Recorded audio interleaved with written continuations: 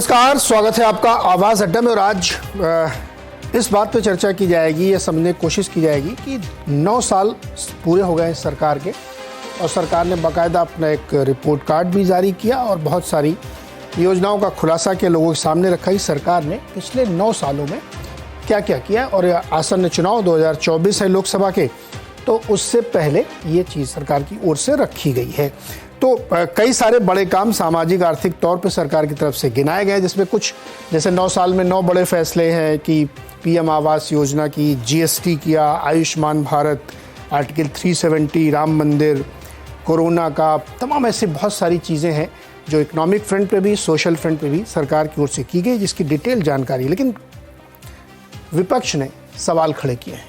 कांग्रेस ने बाकायदा इस पर एक प्रेस कॉन्फ्रेंस करके 9 सवाल 9 साल पे खड़े किए, जिसमें उन्होंने महंगाई, बेरोजगारी, आर्थिक विषमता, विपक्ष को टारगेट करना, महिलाओं को सम्मान नहीं मिलना, ऐसे बहुत सारे सवाल उन्होंने खड़े किए। आज इसी को समझने की कोशिश करते हैं कि दरअसल जो सरकार दावा कर रही है उसमें कितना काम हुआ है और जो विपक्ष सवाल उठा रहा है उसमें कितना दम है। इन्हीं पे हम लोग बातचीत करेंगे। हमारे साथ जो मेहमान है परिचय कराता हूँ। भारतीय जनता पार्टी की तरफ से प्रवक्ता सैयद जफर इस्लाम जी हैं, कांग्रेस की प्रवक्ता सुजाता पॉल है, वरिष्ठ आर्थिक पत्रकार शुभमय भट्टाचार्य जी हमारे साथ हैं, साथ ही सत्य हिंदी फाउंडर आशुतोष जी और वरिष्ठ पत्रकार हर्षवर्धन त्रिपाठी। आप सब लोगों का सर बहुत बहुत स्वागत है और उम्मीद करते हैं चर्चा बढ़िया होगी आज। लेकिन कोशिश करिएगा कि थोड़ा छोटे छोटे रखिएगा, जितना ज़्यादा इंटरेक्टिव हम बना सकें।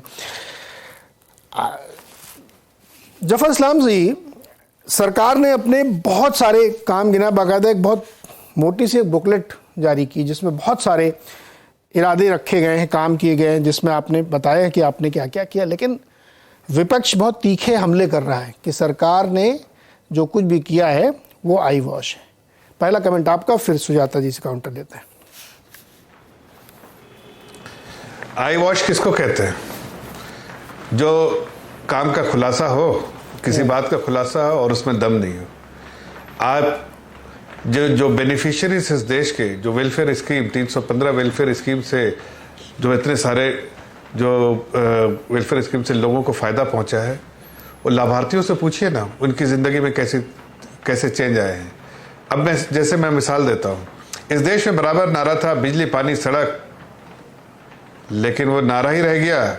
वो 9 साल कहने के लिए 9 साल है, हकीकत में आपको ये पता है कि 3 साल तो ऐसे ही वॉश आउट हो गया था, इसलिए कि कोविड के समय में बहुत कम नहीं, यूक्रेन वॉर, कोविड से निकले तो first phase, second wave, third wave, and then Ukraine and Russia crisis, all this के सब निकालते हुए 3 साल निकल गए। 6 साल में जो हमने काम किया है उसको आप अगर उसका सही से जायजा लीजिए तो पाथ ब्रेकिंग काम है। आप देखिए ना, आप टॉयलेट का देखिए, लोगों को 139% था 2014 तक रूरल एरिया में, आज 70 सालों में 39%, अभी 100% है।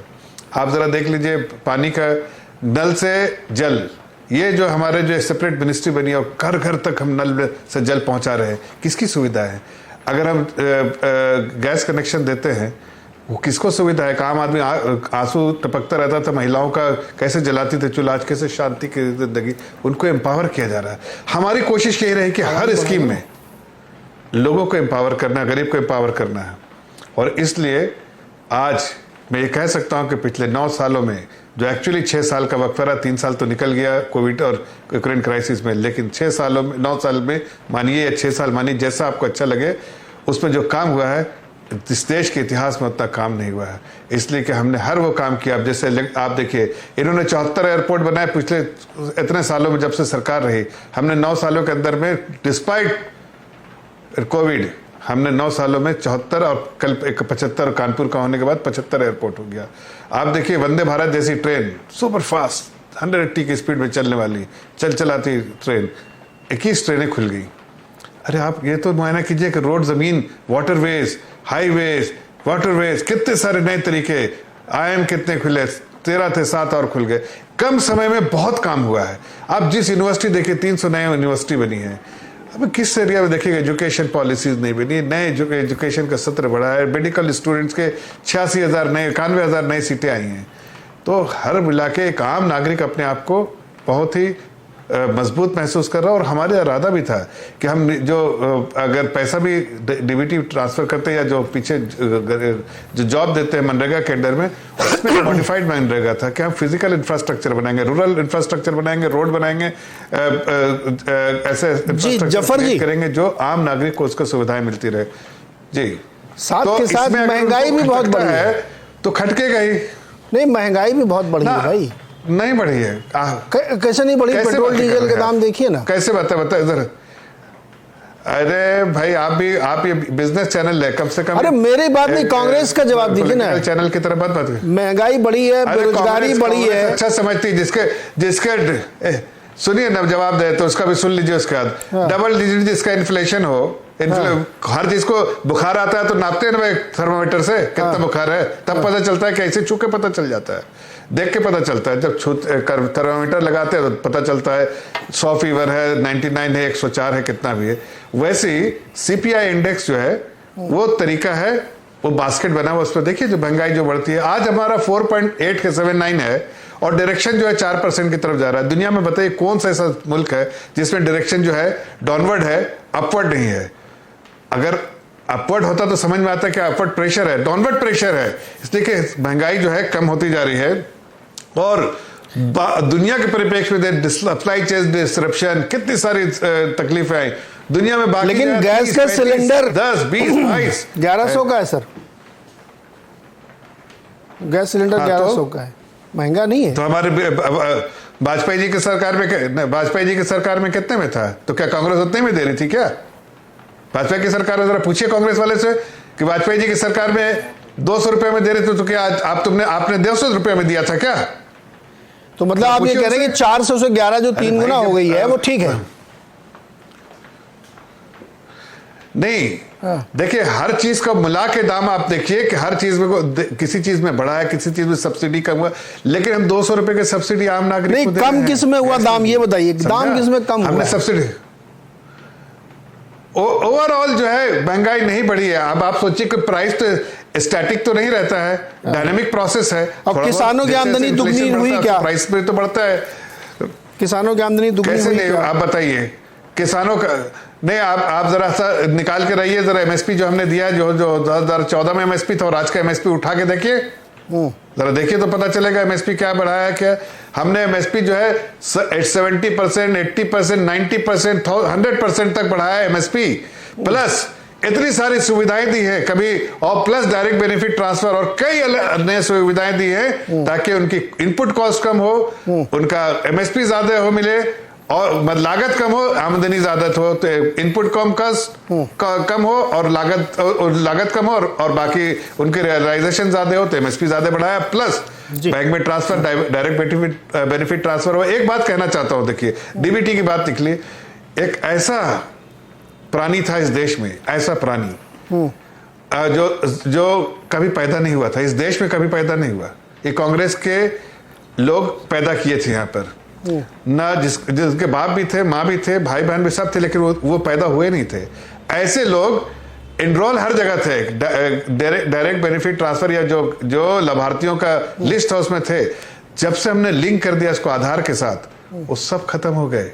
2,73,000 करोड़ इस देश का कांग्रेस की लूटने वाले लोग लूटते थे। आज 2,73,000 करोड़ डायरेक्ट बेनिफिट ट्रांसफर जब से हुआ, आधार से लिंक किया, ये सब भाग्य कहां पैदा हुए थे, किधर पैदा हुए थे, कहां किस दुनिया में है, कुछ पता नहीं, सब खत्म, खलास। इसलिए कि ये लोगों ने उसको 2 नंबर पैसा कमाने का धंधा बना के रखा था।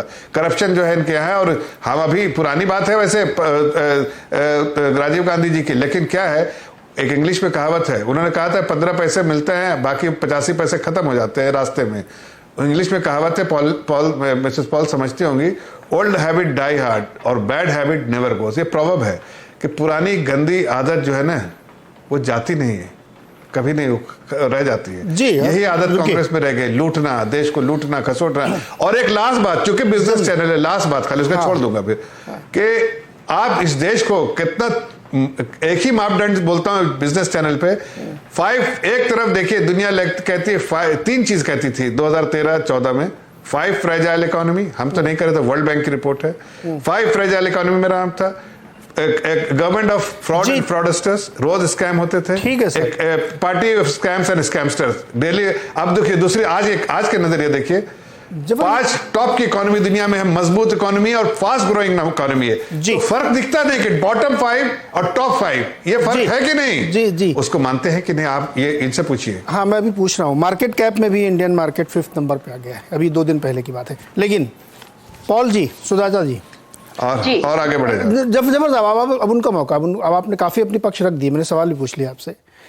सरकार ने बहुत सारे काम किए, अभी जफर साहब भी गिना रहे थे, और मतलब ये कोई वैसे नहीं है कि 9 साल में 9 बड़े फैसले जो हमारी स्क्रीन पे चल भी रहे होंगे, कि जिसमें एक आज़ादी के बाद का सबसे बड़ा टैक्स रिफॉर्म जीएसटी का है वो हुआ, और इकोनॉमिक के तौर पे लोगों को बहुत सारे जो पीएम आवास योजना चली वो दिए गए, टॉयलेट्स बनाए गए, करीब करीब 12.25 करोड़, 80 करोड़ लोगों को अनाज दिया गया कोरोना के समय। जल जो दिया जा रहा है नल के थ्रू वो भी 12 करोड़ फैमिलीज़ को है। 3 करोड़ से ज़्यादा पक्के मकान बने हैं। 11 करोड़ किसानों को हर साल 6,000 रुपये महीने, 6,000 रुपये साल मिलते हैं। आयुष्मान योजना का कवरेज अब बढ़ गया, 50 करोड़ हो गया है।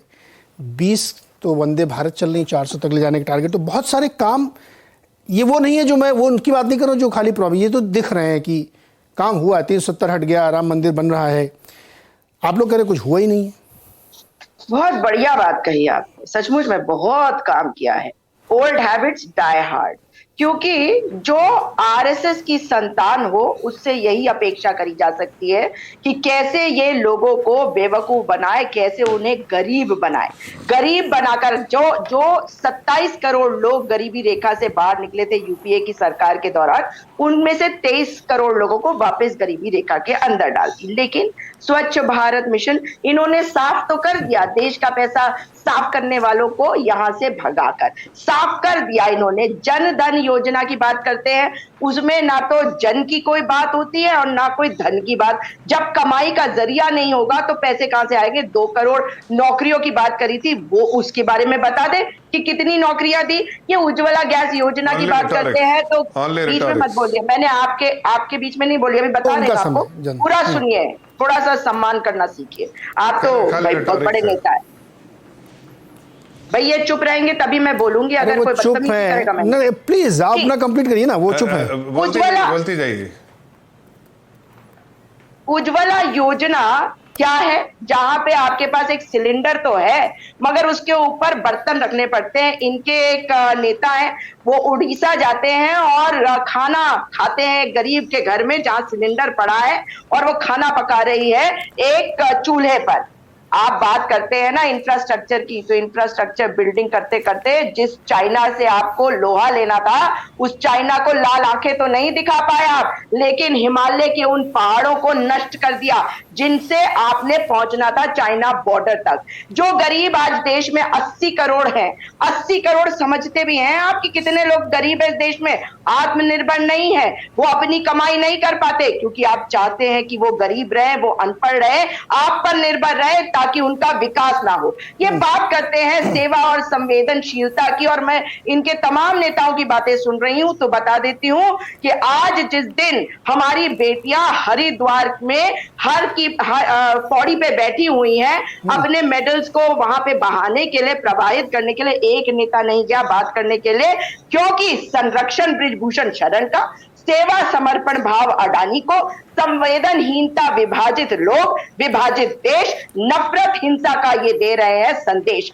किसान, बेटी, मजदूर परेशान है और मोदी सरकार की यही है शान। और आखिरी बात कह रही हूं कि 9 साल में मेरा, मुझसे, मुझ में करने के अलावा, 9 साल नफरत के करने के अलावा, 9 साल व्यक्तिवादी राजनीति करने के अलावा, 9 साल सामाजिक ताने बाने को तार तार करने के अलावा कुछ नहीं किया। ये नल से जल की बात कर रहे थे तो इनको बता दूं कि आप नल से जल कहां की बात कर रहे हैं। आप जिस नॉर्थ ईस्ट को इतना योजना बताते हैं ना, वहां पर जाके देखिए, लोगों के बस्तियों में एक नल है। मणिपुर में आप आग लगा रहे हैं। और मैं आखिरी सवाल इनसे भी करना चाहूंगी कि मणिपुर में ऐसे 3 लोग जो रैपिड एक्शन फोर्स के तहत वहां भेजे गए थे, ऐसा क्यों हुआ कि उन्हें सस्पेंड करा गया? उन्हें क्या भेजा गया था, आग लगाने के लिए या आग बुझाने के लिए? तो ये आग लगाने वाली सरकार है, ये विभाजित करने वाली सरकार है, इसलिए रेटोरिक इनके जी सुजाता जी, पास रहे। जफर जी।